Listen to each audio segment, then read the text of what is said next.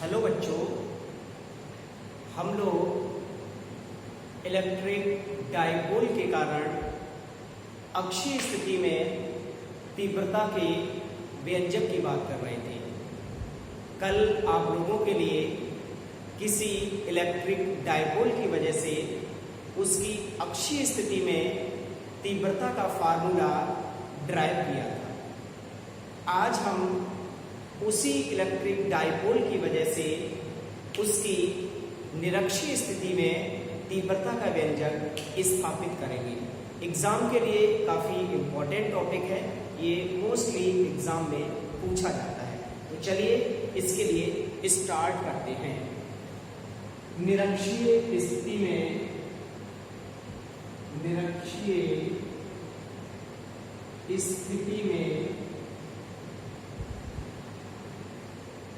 द्विध्रुव के कारण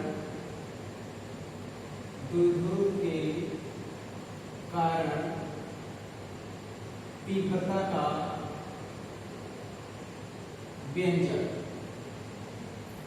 का व्यंजक। तो इक्वेटोरियल पॉइंट पर हमें डाइपोल की वजह से तीव्रता का व्यंजक स्थापित करना है। तो सबसे पहले हमें आपको ये बताना होगा कि ये निरक्षीय स्थिति क्या होती है। चलिए एक डाइपोल बना लेते हैं। जैसा कि आप लोग बहुत अच्छे से जान चुके हैं कि जब हम दो बराबर तथा विपरीत आवेश एक दूसरे से कुछ दूरी पर रख देते हैं तो जो हमारा निकाय होता है उसी निकाय का नाम इलेक्ट्रिक डाइपोल होता है। तो चित्र में हमने AB एक इलेक्ट्रिक डाइपोल ले लिया है जिसके चार्ज -Q और +Q है और इन दोनों चार्ज के बीच की जो डिस्टेंस है वो 2L है, जैसा कि हम सभी में मानते हुए चले गए हैं। अब हमें यहाँ पर ये समझना है कि ये निरक्ष क्या होता है, इक्वेटोरियल पॉइंट क्या होता है। तो कोई भी इलेक्ट्रिक डाइपोल है, आप उसका लंबार्धक कर दीजिए, उसके मिडिल पॉइंट से होकर एक लंब खींच दीजिए और जो लंब मिडिल पॉइंट से होकर जाने वाला होता है वही इक्वेटोरियल लाइन होती है, निरक्षीय रेखा या निरक्ष होती है।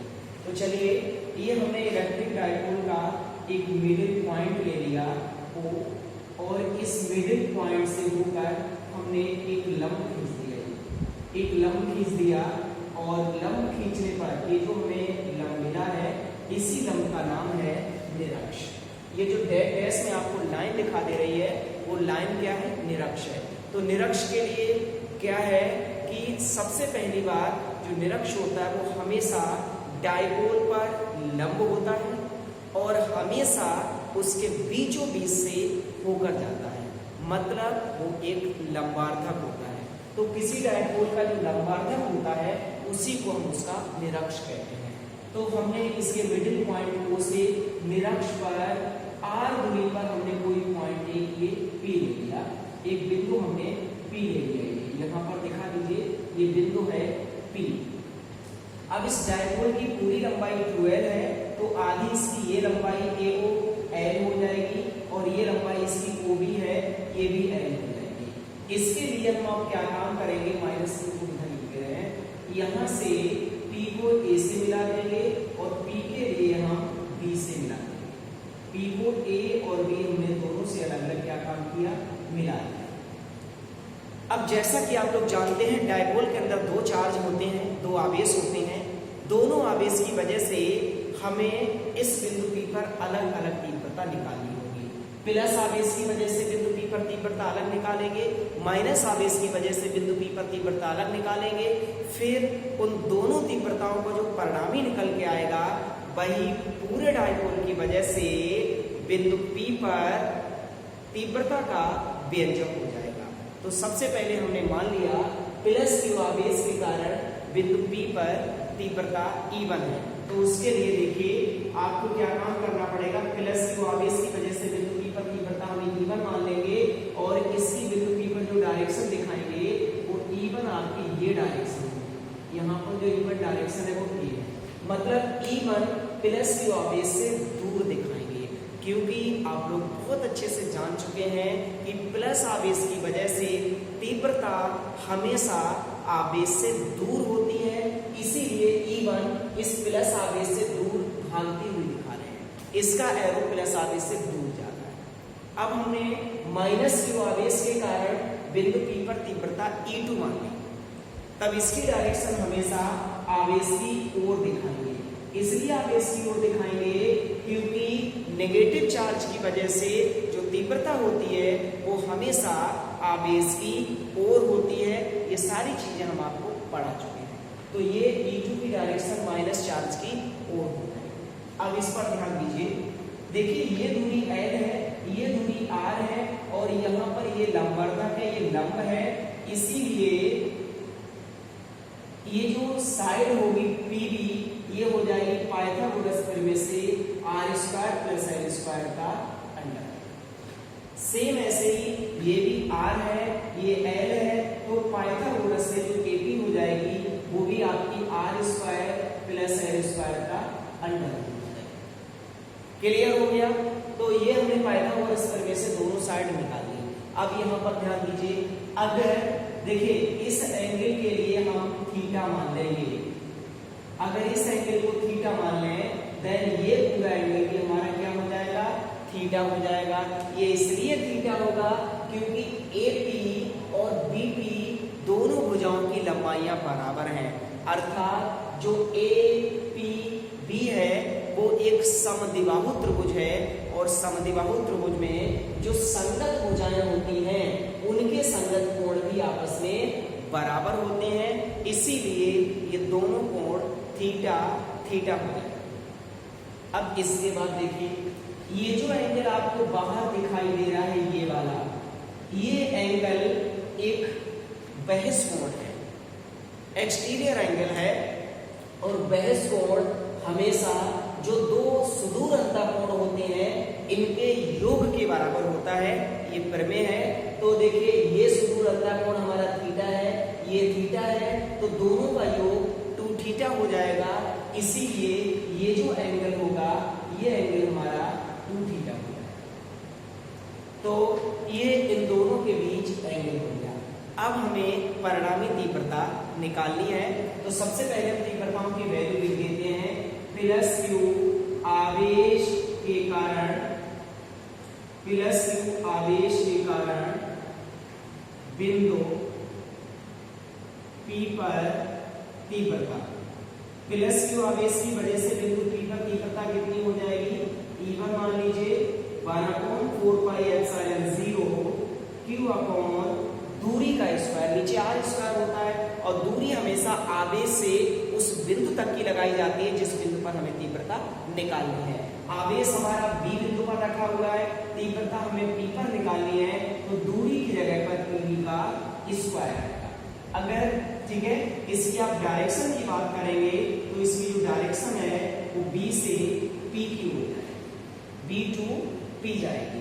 चलिए E1 की वैल्यू निकाल देते हैं, 1/4πε0 Q अपॉन PB की वैल्यू कितनी है, PB चित्र में देखिए क्लियर दिखाई दे रहा है, r² प्लस l² का अंडर रूट है, तो r² प्लस l² का अंडर रूट लगा दीजिए, और स्क्वायर तो पहले से चल ही रहा है इसीलिए हमने यहाँ पर स्क्वायर लगा दिया। अब हम इस स्टेप को आगे बढ़ा देते हैं, जैसे इसके लिए आगे बढ़ाएंगे 1/4πε0 और Q upon r² plus l² रह जाएगा, क्योंकि अंडर रूट और स्क्वायर एक दूसरे को खत्म कर देते हैं जैसा कि आप लोग जानते हैं। इसे हम इक्वेशन नंबर नाम दे देंगे 1।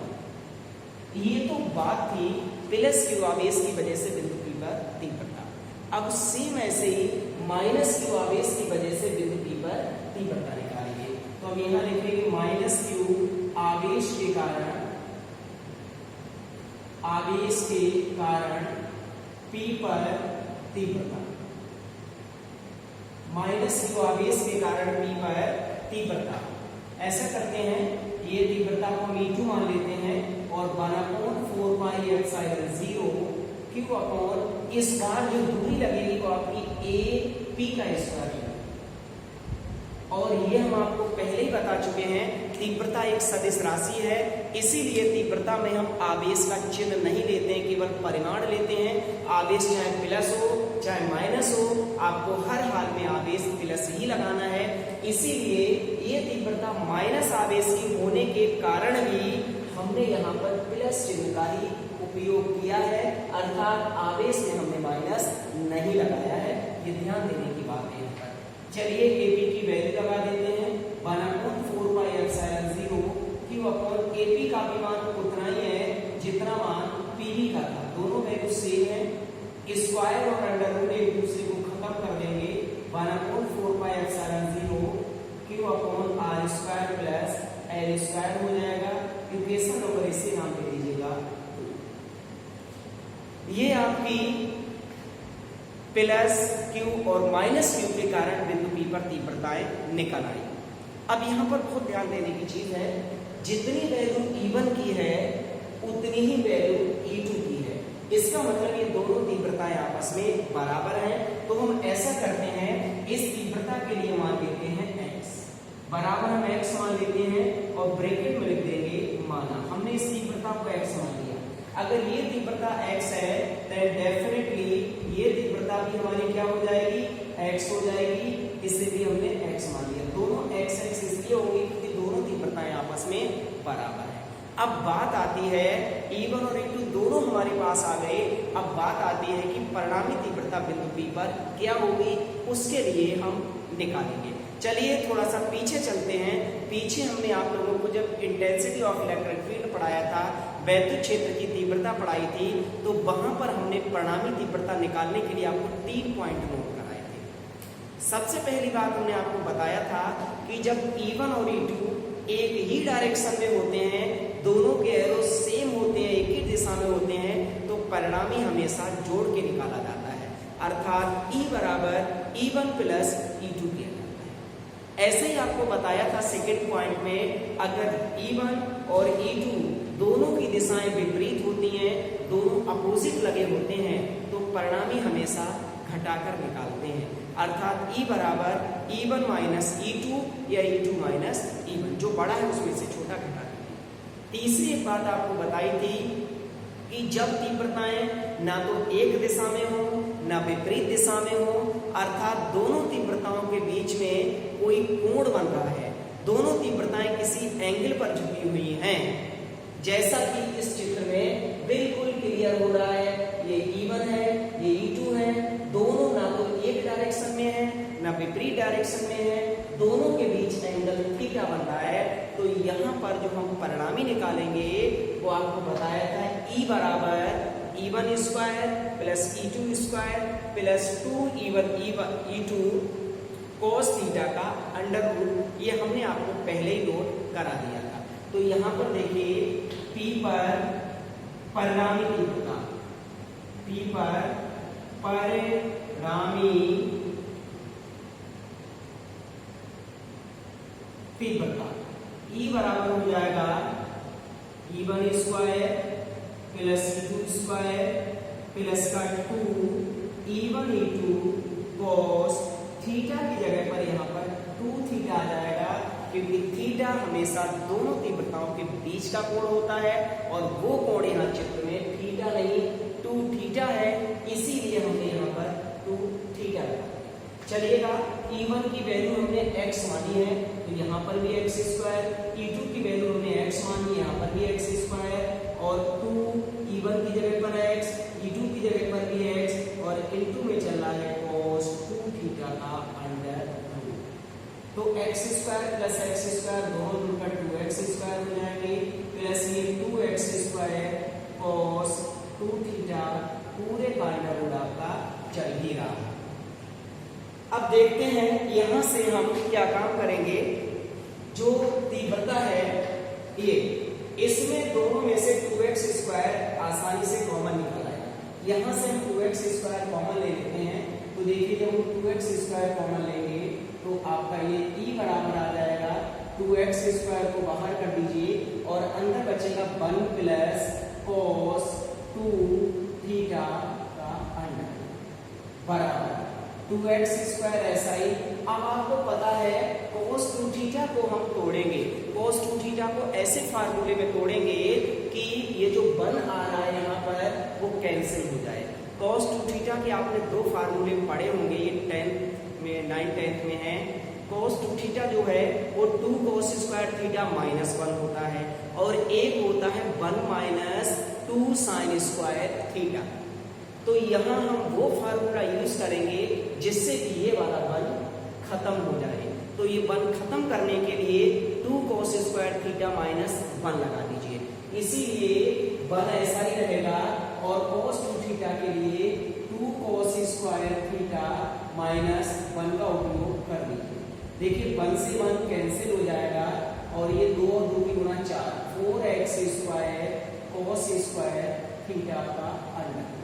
अब अंडर रूट को हटाते हैं, 4 का वर्गमूल 2 हो जाएगा, x स्क्वायर का x हो जाएगा और cos स्क्वायर थीटा का cos थीटा। अब हमें x की वैल्यू तो पहले से ही पता है, अब हम इसी तरीके से चित्र से cos थीटा निकाल लेते हैं। उसके लिए आपको चित्र में आना पड़ेगा। अगर हम त्रिभुज POB की बात करें तो इसमें जो cos थीटा होगा, cos आधार बटे करण होता है, तो इसमें आधार हो जाएगा OB और करण हो जाएगा PB। इसीलिए cos थीटा की जगह पर ये 2x हमारा ऐसा ही रहेगा और cos थीटा की जगह पर हम क्या काम करेंगे, OB अपॉन PB लगा देंगे, 2x और इनटू में OB की वैल्यू कितनी है, OB की वैल्यू है L। क्लियर दिखाई दे रहा है, OB L है और PB की वैल्यू है r square plus L square का अंडर। ये है r square plus L square का अंडर। अब हम यहाँ पर x की वैल्यू लगाएंगे।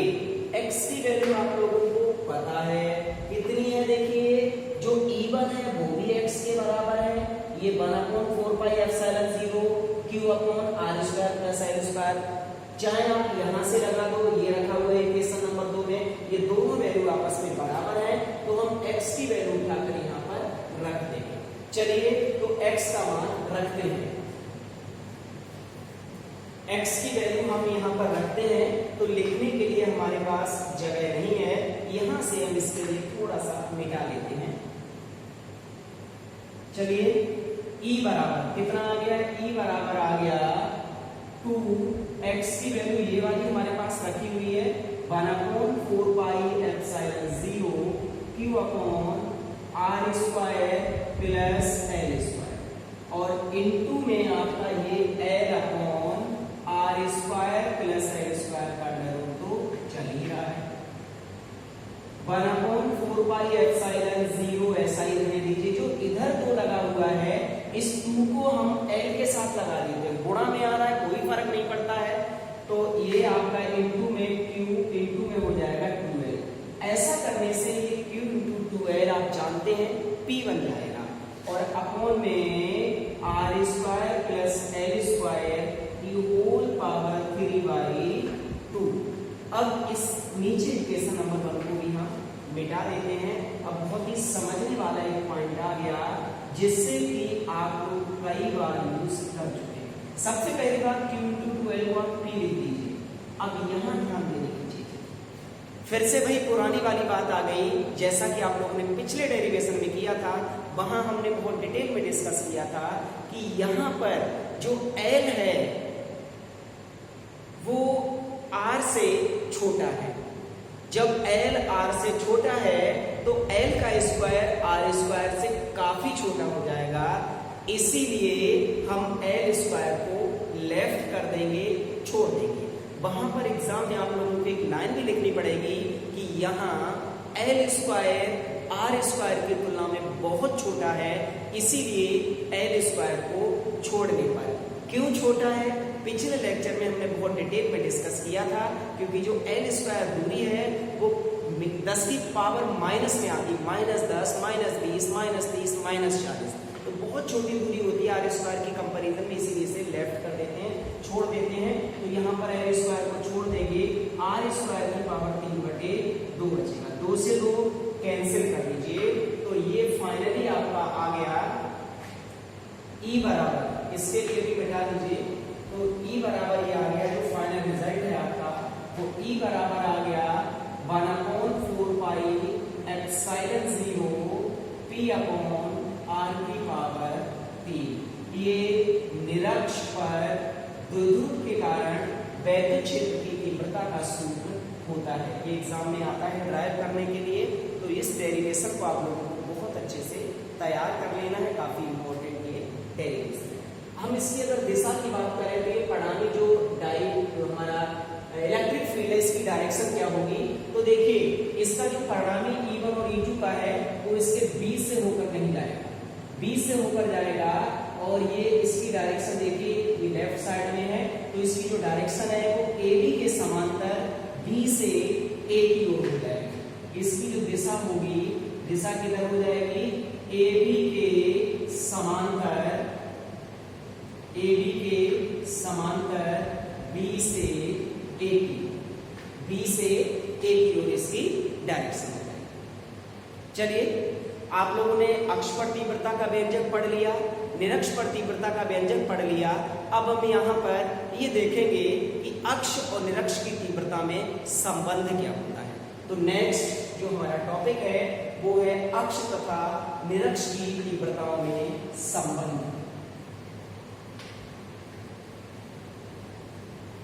अक्ष और निरक्ष की तीव्रताओं में संबंध। अक्ष व निरक्ष की तीव्रताओं में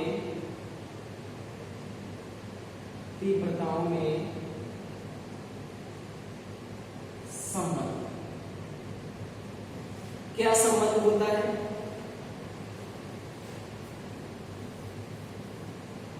अक्ष और निरक्ष की तीव्रता में संबंध क्या होता है? सबसे पहले हम बात करते हैं निरक्ष की। E सफिक्स के अंदर लिख दीजिए, सफिक्स में लिख दे निरक्ष। E निरक्ष अभी आपने प्रूफ किया था 1/4 pi epsilon 0 P upon R की पावर 3 अभी लिखा हुआ है ये, तो E निरक्ष को लिख सकते हैं 1/4 pi epsilon 0 P upon R की पावर 3। इक्वेशन नंबर इसे नाम दे दीजिए 1।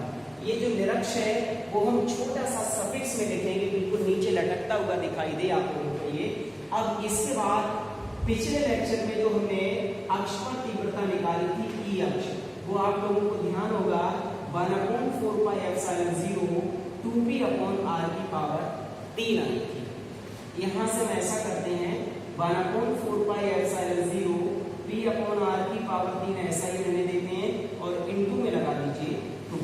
इस तरीके से लिख सकते हैं। ऐसा करने से हमें ये फायदा हो गया, ये जो आपका इतना सा पोर्शन बना ये E निरक्ष के बराबर है, इसीलिए हम इसकी जगह पे लिख देंगे E निरक्ष। E निरक्ष और इनटू में क्या चल रहा है 2, तो यहाँ से क्या आ गया E अक्ष बराबर 2 गुणा E निरक्ष। मतलब अक्ष की जो तीव्रता होती है वो निरक्ष की तीव्रता की 2 गुनी होती है। ये दोनों में रिलेशन हो गया, तो ये निरक्ष पर तीव्रता का व्यंजक हमारा खत्म हो गया। आज का जो हमारा लेक्चर है इसके लिए हम यहीं पर खत्म करते हैं, बाकी की बात हम नेक्स्ट लेक्चर में करेंगे।